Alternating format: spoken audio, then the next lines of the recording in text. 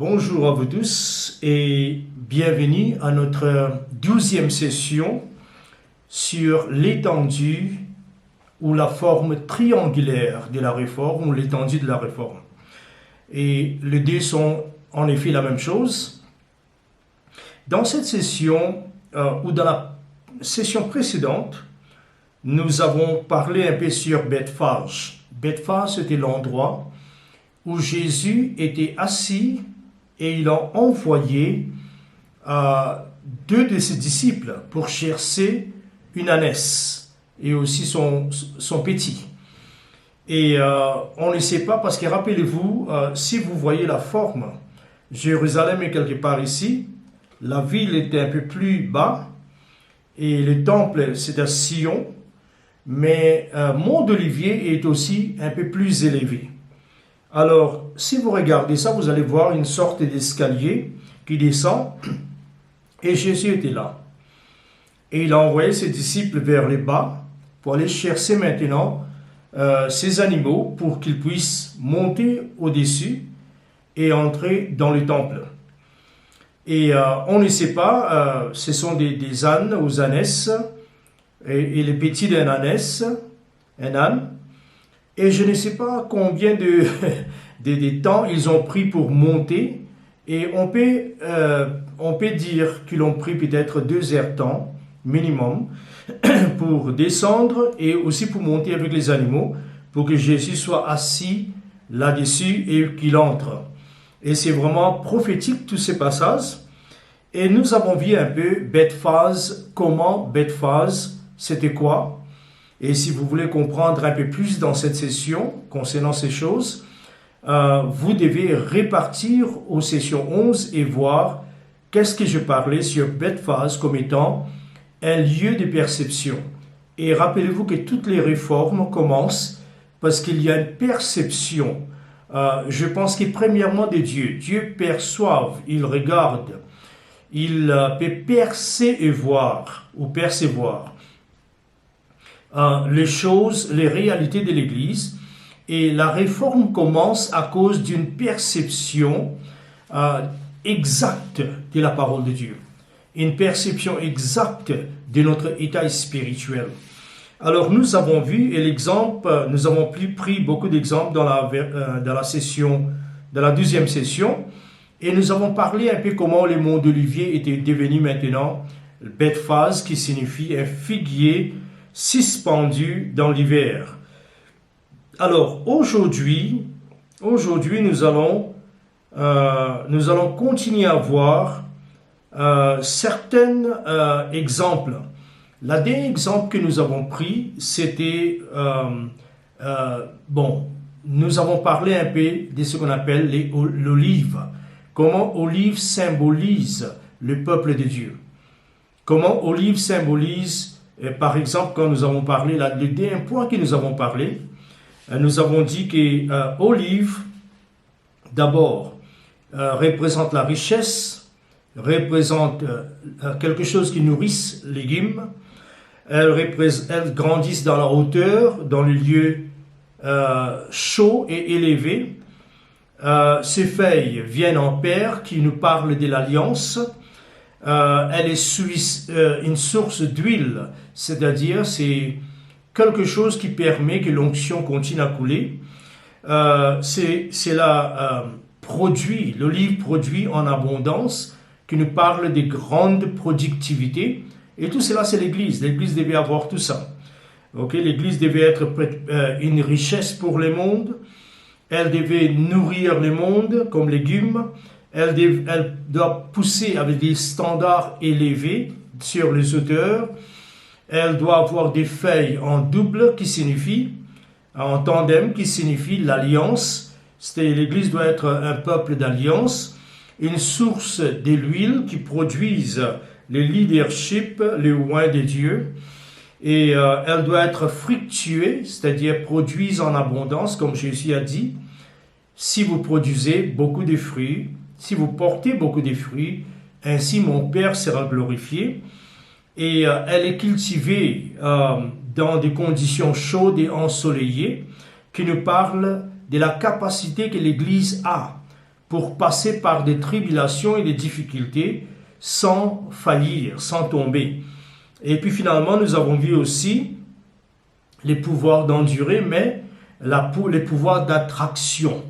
Comme il nous dit dans Osée 14, verset 6, que l'huile était mise pour attirer, c'était une beauté, comme nous avons les maquillages aujourd'hui. Autrefois, c'était l'huile.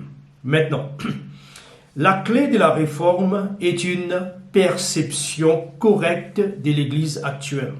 Je pense qu'aujourd'hui, nous avons une grande difficulté dans l'Église. Et les grandes difficultés, c'est que l'Église ne voit pas clairement.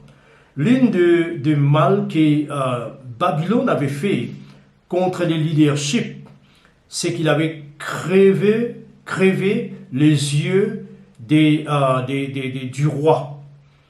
Et à partir de ce temps, même si on allait faire revenir le roi dans les pays de sa nativité ou dans les pays d'Israël, il ne pouvait plus conduire les peuples parce qu'il ne pouvait plus voir. Et ça, c'est l'une des choses que l'ennemi fait. Et vous allez voir même quand Jésus parlait dans le chapitre 23 de Matthieu, quand il parlait des pharisiens, la Bible nous dit environ 6 à 8 fois, Jésus a mentionné vous les guides aveugles. Pourquoi? Parce que ça c'était le leadership d'Israël, mais qui était devenu aveugle. Ok? Et ça c'est très très important, aveugle.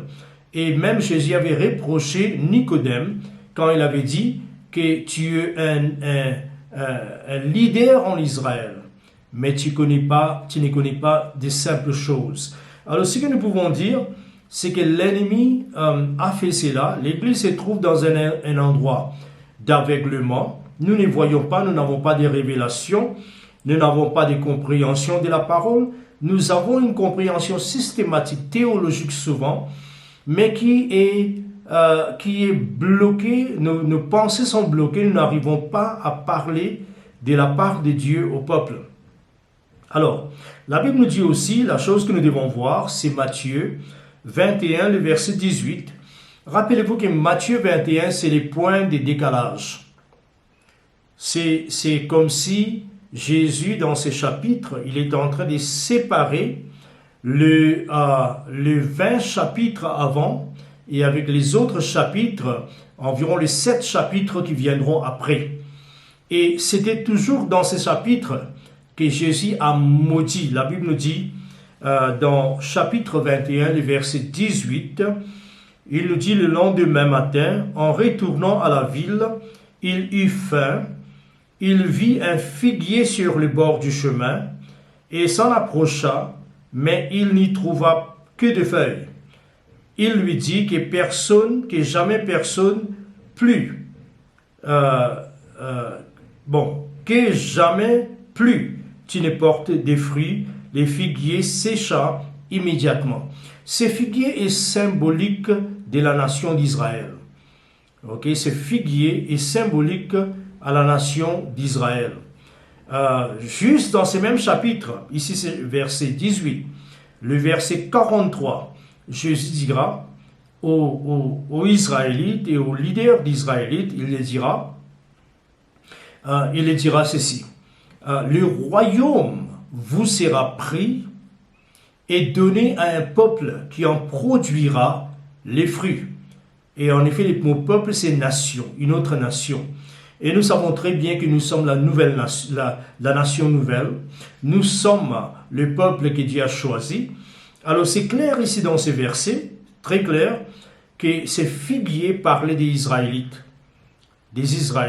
Ok? Et puis, le royaume vous sera pris. Dans ces mêmes chapitres, il nous parle aussi les paraboles des vignerons qui avaient emparé de la vigne d'un maître, et quand l'heure était arrivée pour produire ou donner les fruits, la Bible nous dit, ils étaient incapables de donner les fruits. Ils ne voulaient pas donner les fruits. Alors, c'est ainsi qu'il a envoyé son fils. Alors tout cela nous parle de quoi? Des Israélites et un décalage, un détachement du royaume de Dieu maintenant avec l'économie spirituelle d'Israël, l'administration spirituelle d'Israël et l'Église séranée. Ça, c'est très, très important. Donc, la clé d'une réforme, c'est une perception correcte ou exacte de l'Église. OK? Alors, ici, nous voyons les figuiers maudits. Maintenant, Jésus montrant ici, dans ce verset, il montrait allégoriquement, d'une façon symbolique, la stérilité à l'intérieur de la nation d'Israël.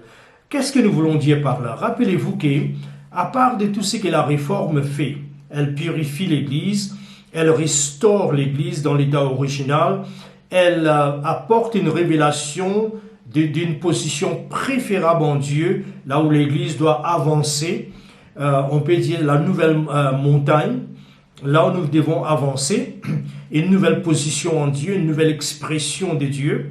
Tout cela est parti de la réforme. Mais Jésus ici, d'une façon allégorique, il est en train de montrer comment Israël était devenu incapable de porter des fruits. Dans ces mêmes histoires que nous sommes en train de relater, là où Jésus part, ils avancent un peu des feuilles. Maintenant, ma question est ceci. Jésus qui était un Israélite, né en Israël, certes, il était fils de Dieu, mais il était né en Israël. Est-ce que c'est possible qu'il ne connaissait pas la saison des figuiers? Certainement, il connaissait la saison des figuiers parce que notre évangile nous dit que ce n'était pas le temps des figuiers. Jésus connaissait, mais ce que Jésus voulait, les messages que Jésus voulait montrer là, c'est qu'écoutez, moi je suis le créateur. Toi, tu es la création, figuier, ou Israël. Quand je te demande les fruits, tu n'as pas le droit de dire « mon heure n'est pas encore venue ». Et aujourd'hui, quand Dieu demande à l'Église quelque chose, l'Église ne peut pas dire « ben écoutez, ce n'est pas l'heure du réveil » ou « ce n'est pas l'heure de ceci ou cela ». Pourquoi? Parce que l'Église doit donner à Dieu les fruits qu'il demande et quand il demande. Vous voyez, ce n'est pas, nous ne fonctionnons pas par nous appelons les systèmes de la terre. Nous ne fonctionnons pas, comme Jésus disait un jour à ses disciples. Il a dit, que dit-on? Il y a 4 mois encore. Quand est-ce que la moisson vient? Et tout le monde disait, oui, 4 mois. Jésus a dit, levez vos yeux et regardez à ces mêmes champs. Levez vos yeux et regardez. Il dit que la moisson est déjà là. En effet, il dit, si vous pouvez voir dans le monde spirituel, il y a des travailleurs, des moissonneurs qui moissonnent déjà et qui reçoivent des salaires. Pendant que vous vous attendez quand le temps naturel va dicter cette moisson. Moi, je vous dis que le temps spirituel est en train de dicter. Aujourd'hui, l'Église doit comprendre le temps de Dieu et répondre, donner les fruits qu'il demande et quand il demande. Alors ici, nous voyons que Jésus a maudit ses figuiers. Et ainsi, Israël a été coupé de la grâce et de l'alliance. Ces figuiers, comme je viens de vous dire, représentent la nation d'Israël et la capacité de produire les royaumes. Ce n'est pas les fruits, ici c'est les fruits du royaume. Alors, quand nous n'arrivons plus, une église n'arrive plus à produire les royaumes comme les catholiques qui a disparu dans les choses, dans la nuée, enfin pas nuée, dans la fumée. Et puis nous voyons les évangéliques aujourd'hui qui ont une zèle, je dirais, pour la parole et les doctrines, mais la vie de l'esprit n'existe plus tellement parmi eux. Et nous voyons même les pentecôtistes et les charismatiques aujourd'hui qui commencent à boiter dans le sens que nous avons trop exagéré. Nous sommes partis dans un domaine là où l'homme est devenu Dieu dans l'Église. Tout ce que Dieu, tout l'évangile qu'on prêche, c'est comment est-ce que Dieu bénira l'homme. Ouais, Dieu va bénir l'homme, mais la Bible nous dit clairement que tout a été créé par lui et pour lui, pas pour l'homme. Et l'homme a été créé pour lui, l'homme a été créé pour le servir. Vous voyez, et je sais que quelque part, oui, on peut dire bibliquement qu'il y a beaucoup de choses qui ont été créées pour l'homme. Mais en effet, l'homme lui-même a été créé pour Dieu. Alors, c'est très important de comprendre que l'homme n'est pas au centre du dessein de Dieu, ou le centre du royaume de Dieu. Les desseins et les plans et la volonté de Dieu, en effet, est au centre du royaume de Dieu. Donc le royaume de Dieu n'est pas là pour vous bénir seulement, quoique nous serons bénis, mais le royaume de Dieu est là afin que nous pouvons impliquer et avancer le royaume. Alors cet arbre n'a pas répondu à la demande de Dieu. Il maudit l'arbre. Une réforme est en réalité la mort d'un autre de l'Église et la naissance d'un autre. Je répète, une réforme, c'est la mort d'un système dans l'Église ou d'une Église et la naissance d'une autre Église. Et c'est comme ça qu'il y a, au temps de Jean Calvin et Martin Luther, c'était une autre Église qui avait commencé, pas l'Église catholique. L'autre est décédé, il est mort. Vous voyez, figuier vert doit laisser place à ce que nous appelons olivier. Très, très important. Maintenant, les disciples ils étaient étonnés de la rapidité avec laquelle l'arbre s'est desséché. Après l'établissement du nouveau système que Dieu est en train d'établir dans cette réforme, vous allez voir à quel point l'ancien système va rapidement disparaître. Alors, voilà ce que nous sommes en train de parler. Maintenant, je voudrais faire une introduction maintenant, parce que nous sommes en train de voir Malachie chapitre 3. Là où Dieu il a dit que voici le messager de l'alliance que vous cherchez viendra soudainement au temple. Où est-ce qu'il viendra? Au temple. Et quand Jésus a pris l'anneau, l'ânesse et l'anneau, oui, et il est entré dans le temple, et tout ce qu'il a fait était parti de cette prophétie. Là où Dieu avait dit au travers de Malachie chapitre 3, que voici le messager de l'alliance. Ça, c'est un titre donné. Messager de l'alliance, ici, c'est le messager qui vient faire la deuxième alliance. La première, c'était à Sinaï avec Moïse. Mais la deuxième, c'est l'alliance que Dieu, c'est pacte ou cet arrangement que Dieu fera avec l'Église. Donc, c'est très très important. Alors, maintenant, nous allons commencer à voir dans cette session, dans quelques minutes que je termine, parce que nous avons réduit cette session entre 25 et 22 minutes, au lieu de 30 minutes, parce que c'était un peu trop long. Et les choses que nous parlons, c'est parfois entièrement nouvelles.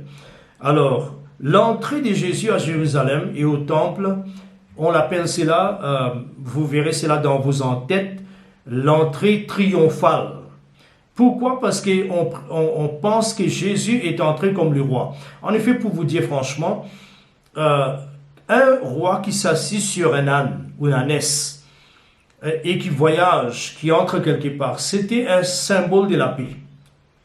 Parce qu'au temps de la paix dans un royaume, le roi ne promenait pas dans des chevaux de guerre. Il promenait dans des anneaux, des ânesses, je ne sais pas quoi encore. Vous comprenez? Alors, la chose en est que, quand Jésus entre, c'est un temps de la paix. C'est quelque chose d'intérieur, il n'y a pas de conflit extérieur. Et qu'est-ce que nous voyons dans cette partie? Je vais introduire cela et je termine.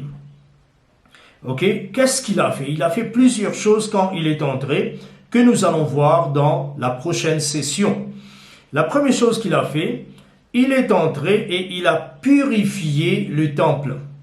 Alors vous voyez déjà qu'une réforme, c'est une purification du cœur des gens, du système de l'Église et de tout. Premièrement, il a purifié les temples. Deuxièmement, il a restauré le parvis. Donc vous savez très bien que le temple a été fait en 3 parties. Il y avait le lieu très saint, il y avait le lieu saint et il y avait le parvis. Le parvis, c'était la partie extérieure, là où il y avait un grand bassin d'eau pour le lavage cérémoniel et il y avait un grand autel en bronze pour les péchés, sacrifié pour les péchés. Et il y avait plusieurs autres histoires. Il y avait des poteaux et ceci, cela. Bon, je ne vais pas parler de ça. Mais ça, c'était l'environnement extérieur qu'on appelait les parvis. Alors, qu'est-ce que Jésus a fait? Il a restauré. Comment il a restauré? Il a chassé tout ce qui vendait des pigeons, des chèvres, je ne sais pas, des brebis et des vaches. Il a nettoyé tout. Quand il a nettoyé tous, c'est cette partie maintenant, selon la prophétie donnée des dieux, et ce qu'il avait dit était ceci, que ma maison sera appelée une maison de prière pour les nations. Et Jésus a ajouté, mais vous en avez fait de cette parvis, cette maison, un caverne de voleurs. Alors vous voyez déjà qu'ici, Jésus est en train de purifier. Premièrement, il purifie les temples. Deuxième, il restaure ça comme une maison de prière pour les nations. Les temples de Dieu, je vais vous parler de ça dans les autres sessions, avaient toujours une connexion extraordinaire avec les nations. Vous voyez? Et puis troisièmement, quand il a purifié les temples, la Bible nous dit que les aveugles et les boiteux sont venus. Et je vais vous parler dans l'autre session. Dans les autres sessions, c'est quoi les aveugles et les boiteux? Ils sont venus et il les a guéris. Et quatrièmement, la Bible nous dit que les enfants étaient restés. Rappelez-vous que les gens, je vais vous parler de ça, quand la foule venait, toute la foule criait « Hosanna » avec des rameaux, « Hosanna au fils de David ». Voilà ce qu'ils criaient. Mais arrivant là, et les choses n'ont pas marché selon leur attente, selon ce qu'ils espéraient, et comme résultat, qu'est-ce qui s'est passé? Ils ont fui, les enfants ont appris la même chanson, et ils ont commencé à chanter. Mais quand les pharisiens, nous allons voir ça, qu'est-ce qu'il a fait? Il a libéré ce que nous appelons les destins prophétiques de ses enfants. Et finalement, Jésus a révélé l'échec de l'ordre religieuse à faire la volonté de Dieu. C'est un système qui n'a pas fait la volonté de Dieu. Alors, c'est par là que je voudrais terminer. C'est presque 22-23 minutes maintenant. Mais nous pouvons lire peut-être cette partie et puis revenir dans l'autre session sur ces mêmes parties. Matthieu 21, le verset 12, qui nous dit « Jésus entra dans le temple de Dieu, il chassa tous ceux qui vendaient et qui achetaient dans le temple, et il renversa les tables des changeurs des monnaies et les sièges des vendeurs des pigeons. Il leur dit, il est écrit, mon temple sera appelé une maison de prière, mais vous en avez fait une caverne de voleurs. » Alors voilà où est-ce que nous voulons arrêter notre session, terminer notre session 12e et bientôt au 13e session. Mais nous allons partir en morceaux afin que vous compreniez vraiment cette réforme, c'est quoi. Voilà, que Dieu vous bénisse et à bientôt.